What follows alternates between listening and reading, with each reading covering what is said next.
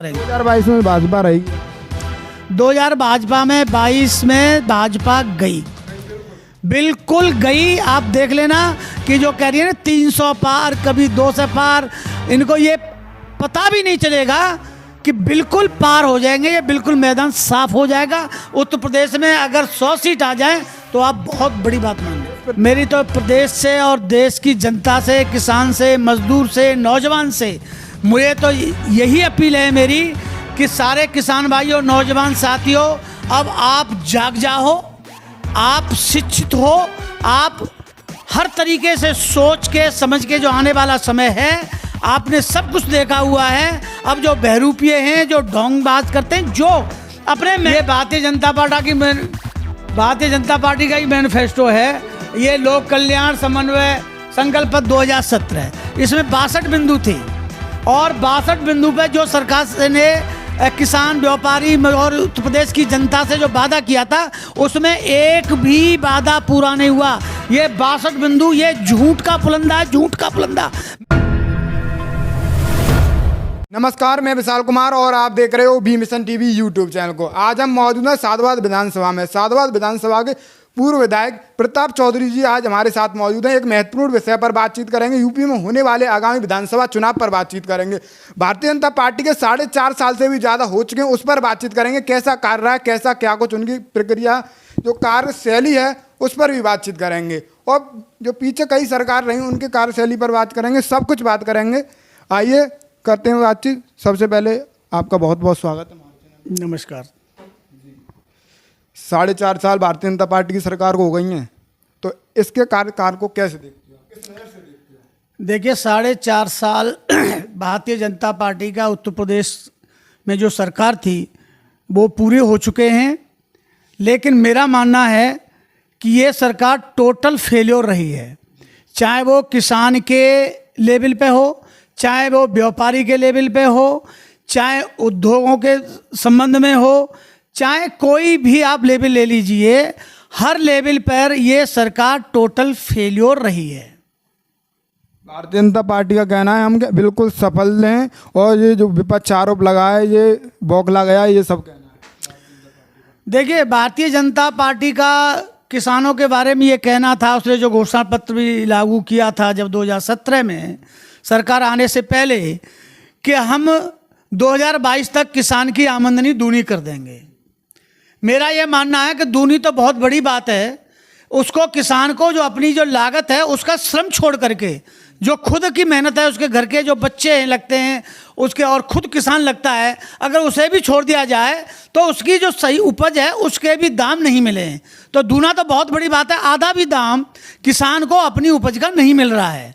और जैसा कि अभी मालूम होगा कि किसान धान का जो MSP था वो 1868 रुपये से लेकर के 2300 रुपये तक है, गेहूं का 1975 रुपये है और बाजरा का 2250 रुपये है। आज बाजरा 2250 जो MSP है उस पर बिक करके मात्र 1000 रुपये में बाजरा किसान का बिक रहा है। तो आमदनी दूनी हुई है, आधी हुई? आपने सत्य यानी तत्वों के साथ बिल्कुल खंडन किया इस बात का और देखने वाले भी समझ गए होंगे। पर यहाँ पे हम जब आपने किसानों को मुद्दा छोड़ ही दिया है तो एक और बात और किसान आंदोलन से जुड़ी। उनका कहना है कि किसान आंदोलन में जो बैठे हुए हैं वो किसान नहीं है, वो विपक्षी दल के नेता हैं, हर को वो नेता से जोड़ रहे हैं। देखिए, ये संवेदनहीन सरकार है। किसानों को इन्होंने क्या क्या नहीं कहा।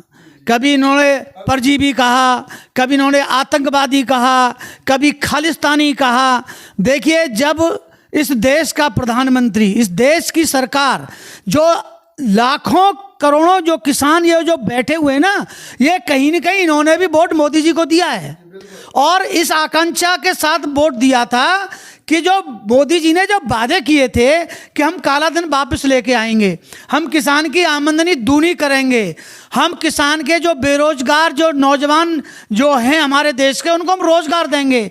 जैसे आपने कहा था, उन्होंने कहा कि 2 करोड़ रोजगार प्रति वर्ष देंगे, 15 लाख किसान की जेब में आएगा, सबको मुफ्त में 15 लाख रुपए मिलेंगे, उनकी आमदनी हम दूनी करेंगे। ये सारे वादे जो किए थे तो लोगों ने यही समझा था, इस देश की जनता ने, कि मोदी जी कुछ अच्छा करेंगे, इसलिए सभी ने उनको बहुमत से उनको विजयी बनाया। लेकिन मोदी जी ने क्या किया किसानों के लिए स्पेशली जब पूरा देश कोरोना की महामारी से जूझ रहा था, लोग शहरों को छोड़ छोड़ करके अपने घरों में जा रहे थे, उनको पास कोई व्यवस्था नहीं थी, बेचारे सड़कों पर कुचल गए। आपने देखा होगा ट्रकों से, बसों से हजारों मजदूर जो शहरों से निकल करके अपने गांव में जा रहे थे वो कुचल गए। इतनी भारी भयावह स्थिति थी।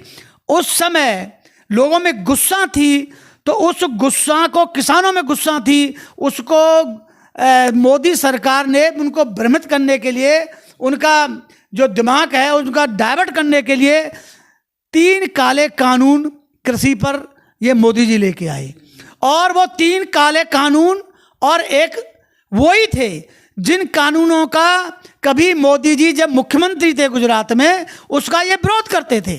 वही 3 काले कानून लेकर के मोदी जी आए। और उन 3 काले कानून के बाद जब किसान जागा, और पिछले 7 महीने से ज़्यादा समय हो गया है, आप देख रहे हो दिल्ली के सीमाओं पर 4-5 जो बॉर्डर हैं दिल्ली के, 7 महीने से किसान वहाँ पड़ा हुआ है। एक सवाल मोदी जी का कहना है कि जो किसान व्यक्ति हैं, जो गरीब तबके के जो किसान हैं, उनका भला नहीं देख सकता विपक्षी दल, इसीलिए लगातार केंद्र सरकार पर हमलावर है। यानी कि उनका कहना है हम किसानों के लिए अच्छा करना चाहते हैं पर विपक्ष हम पे हमलावर है। देखिए, अब कहने से अच्छा तो होगा नहीं, कहने से अच्छा नहीं होगा, सिर्फ प्रचार करने से अच्छा नहीं होगा। अच्छा तो जब होगा जब वो जमीनी जो धरातल है उसमें लोग महसूस करेंगे कि अच्छा हुआ है। जब कोई चीज़, सरकार का ये दायित्व है कि जब जनता या किसान या मजदूर किसी चीज़ की डिमांड करता है सरकार से, तो जब सरकार देने का काम करती है। लेकिन जिस चीज़ की हमने डिमांड की नहीं, जो हमारे लिए नुकसान है, 3 काले कानून हम चाह ही नहीं रहे, तो हमारे ऊपर ज़बरदस्ती क्यों थोप रहे हो? वो सिर्फ जो उसके जो 2-4 उद्योगपति हैं उनके फेवर में, उनसे चुनाव में, या जिस तरीके से उन्होंने आज करोड़ों अरबों रुपए जो प्रचार प्रसार जो करा, उसके लिए पैसा कहाँ से आता है? वो जो पैसा दिया है वो अपने हिसाब से, उद्योगपति चाहे अडानी हो चाहे अंबानी हो, उसके हिसाब से काले जो कानून उनके फेवर में बनाए गए वो किसान के फेवर में नहीं है। हम उसका विरोध करते हैं। जैसा कि आपने थोड़ी देर पहले बोला कि पूर्ण बहुमत से हमने मोदी जी को सत्ता में लाया, केंद्र में लाया और प्रदेश में योगी जी को लाया, क्या इस बार भी विधानसभा चुनाव में पूर्ण बहुमत से लाओगे? देखिए, अब तो बिल्कुल साफ हो गया है। आपने देखा होगा कि बंगाल में पूरी भारतीय जनता पार्टी, हजारों कार्यकर्ता, सारे सांसद, सारे मंत्री, पूरे देश की बीजेपी सारी बंगाल में पड़ी हुई थी। और आपने वहाँ देखा, वहाँ किसान गए, किसानों ने अपनी बात रखी कि ये भ्रमित कर रहे हैं, इनके बहकावे में नहीं आए। अब उत्तर प्रदेश की जनता बिल्कुल बहकावे में नहीं आ रही है। मैं तो ये कह रहा हूँ, अगर आज 2024 आज होती और आज चुनाव कर दिए जाएं तो मोदी का बिल्कुल सुपड़ा साफ हो जाएगा और मोदी अपना थैला लेकर के इससे देश से भागने का काम करेगा। जनता अब जाग गई है। जनता इन बहकावे बाद जिस तरीके से ये डमरू बजा करके जनता को जो बेवकूफ़ बनाया था, अब जनता बहकावे में नहीं आएगी। भाजपा के विधायकों, सांसदों का कहना रहता है चाहे कोई कितनी भी पार्टी दम लगा ले, कुछ लोगों का, कई विधायकों का बयान आया कि जब तक ईवीएम जिंदा है, ईवीएम जिंदाबाद है, जब तक हम जीतते रहेंगे। देखिए, जो ईवीएम की जो बात करती है वो ईवीएम, आपने देखा होगा बंगाल में भी ईवीएम से ही चुनाव हुए हैं।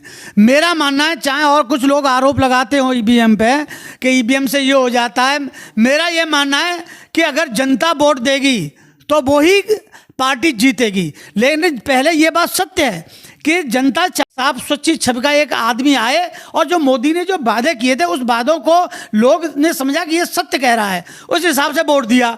आज वो सारी चीज़ें देख ली, अब उनका जो झूठ था, उनका जो पूरा ड्रामा था, वो सबके सामने उजागर हो गया है। अब जनता ने समझ लिया है। अब जनता मोदी को या भारतीय जनता पार्टी को वोट देने को बिल्कुल तैयार नहीं है।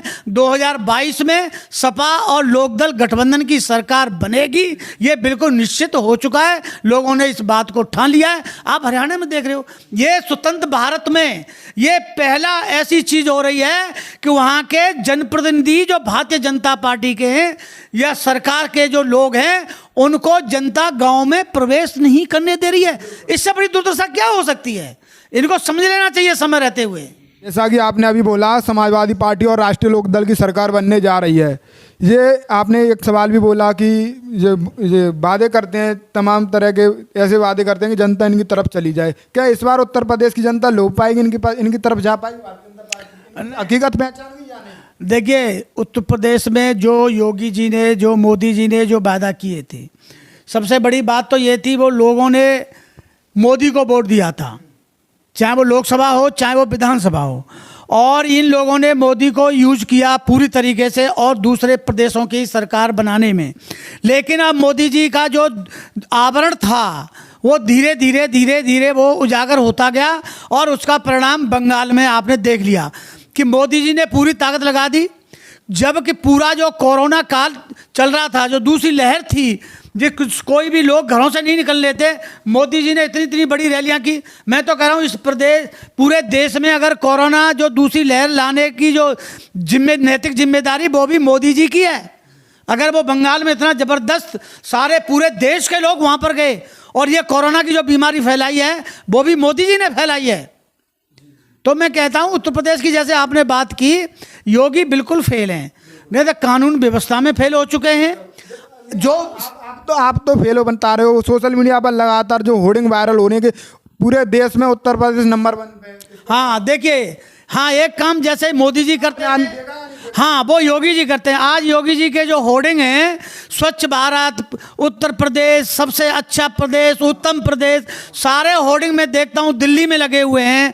इन्होंने अभी 1 साल के अंदर, आपने देखा होगा अभी मीडिया पे आ भी रहा था, सारे जो इनके जो चैनल हैं जो इनको सपोर्ट करते हैं, इनको ने बहुत भारी रकम, किसी को 20 करोड़, किसी को 28 करोड़, 100 करोड़ से ज़्यादा पैसा अभी योगी जी ने अपनी मीडिया, अपना चमकने के लिए वहाँ पर यूज किया है।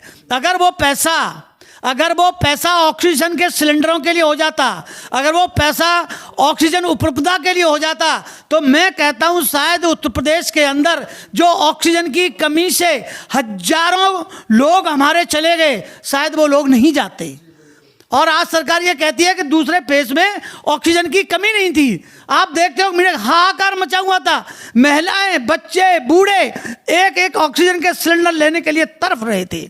इससे बड़ा झूठ इनका और कोई हो ही नहीं सकता। अपनी गलती को स्वीकारते क्यों नहीं है? अपने जैसे इन्होंने, जैसे आपका कहना है कि ऑक्सीजन से कई लोगों की जान चली गई, और ये बोले भारतीय जनता पार्टी की सरकार ये बोल रही कि हमारे ऑक्सीजन की बिल्कुल कमी नहीं है, ये अपनी गलती क्यों नहीं मानते? देखिए, दादागिरी बना रहे हैं। ये अपनी गलती कभी नहीं मानेंगे। इनकी गलती का एहसास इनको जब होगा जब ये गद्दी से उतर जाएंगे, क्योंकि आज मीडिया इनके जो बड़ा बड़ा घराने हैं वो इनके साथ हैं, बड़े उद्योगपति इनके साथ हैं। और आप जानते हो कि जब एक झूठ को अगर 100 बार कहा जाएगा तो वो भी सत्य साबित हो जाता है। लेकिन अब वो चीज़ है नहीं, अब जनता जागरूक हो गई है। इन्होंने नौजवानों के लिए कहा, आज नौजवान जब नौकरी मांगता है तो उन पर लाठियाँ पड़ती हैं। अभी शिक्षा मित्रों की आप हालत देख रहे होंगे, लखनऊ में क्या हालत इन्होंने कर दी। तो ऐसी चीज नहीं है, सारी चीज जो नौजवान था अब वो भी जग गया है। भारतीय जनता पार्टी को तो आप जो 22 में विदाई दे रहे हो, विदाई दे रहे हो, क्या उनकी बिकी हुई मीडिया को भी अब लोगों ने देखना? देखिए, आपने देखा होगा किसान मोर्चा, जो किसान पिछले जाने हैं, आपने सभी का बहिष्कार किया है। जो लगातार जो उनके गोदी मीडिया है उसका सारे किसान बहिष्कार कर रहे हैं, और सारी जो पार्टियां हैं वो भी बहिष्कार कर रही हैं, क्योंकि अब एक सोशल मीडिया एक इतना बड़ा माध्यम आ गया है कि हम सोशल मीडिया से अपनी बात रखेंगे। सोशल मीडिया का बहुत स्वागत कर रहे हैं, सोशल मीडिया का इतना हम स्वागत कर रहे हैं, सारे लोग स्वागत कर रहे हैं, क्योंकि कम से कम सोशल मीडिया निष्पक्ष होकर के वो हमारी बात तो जनता तक पहुंचा रहा है। सोशल मीडिया को बहुत दबाया जा रहा है। धर्मेंद्र पत्रकार जो कई लोग कनौज वगैरह, नहीं, आपने देखा होगा जितने भी सोशल एक्टिविस्ट हैं, जो छोटे मीडिया हैं, यूट्यूबर्स हैं, उनका जबरदस्त उत्पीड़न किया जा रहा है।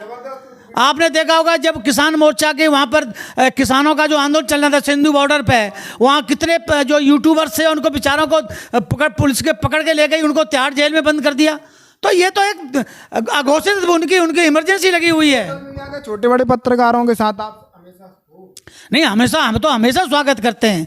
हम तो सारे मीडिया जगत का स्वागत करते हैं, बशर्ते वो सच्चाई दिखाएं, जो जनता की जो आवाज़ है। देखो, मीडिया का कर्तव्य वही है कि वो जनता की आवाज़ को उठाए कि जनता क्या बोल रही है, न कि किसी के दबाव में आकर के या किसी के बड़े लंबे चौड़े भुगतान के कारण वो चीज़ नहीं बोली। बिल्कुल साफ बात बोलनी चाहिए। आपने अभी बोला कि उत्पीड़न किया जा रहा है, अगर स्वतंत्र पत्रकारों का उत्पीड़न होगा तो किसान जो संगठन है उनके साथ खड़े होंगे या नहीं?